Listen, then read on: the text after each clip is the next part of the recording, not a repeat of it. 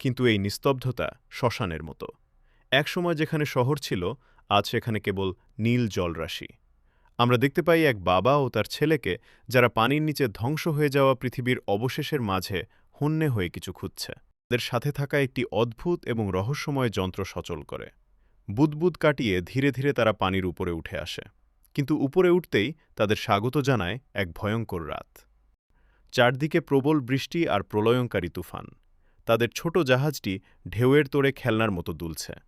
অন্ধকারের বুক চিরে যখনই বিদ্যুৎ চমকাচ্ছে, আমরা দেখতে পাচ্ছি জাহাজের চারপাশে অদ্ভুত এবং কুৎসিত সব প্রাণীর ছায়া। তারা পানির নিচ থেকে নজর রাখছে এই দুই মানুষের ওপর। বিপদ যেন প্রতিটা ঢেউয়ের সাথে ধেয়ে আসছে। সকাল হতেই রাতের সেই তাণ্ডব থেমে যায়।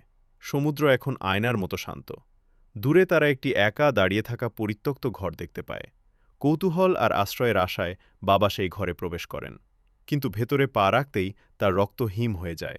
সেখানে পড়ে আছে একটি পুরনো কঙ্কাল। কে ছিল এই মানুষটি? সে কি এখানে একাই মারা গেছে? ঠিক যখন বাবা সেই কঙ্কালের রহস্য বোঝার চেষ্টা করছিলেন, তখনই শুরু হয় আসল তাণ্ডব। নিস্তব্ধতা ভেঙে এক বিশাল এবং ভয়ঙ্কর মনস্টার মাছ তাদের জাহাজটিতে সজোরে হামলা করে। শান্ত সমুদ্র মুহূর্তেই হয়ে ওঠে এক রক্তাক্ত রণক্ষেত্র। এখন প্রশ্ন হল, এই দানবের হাত থেকে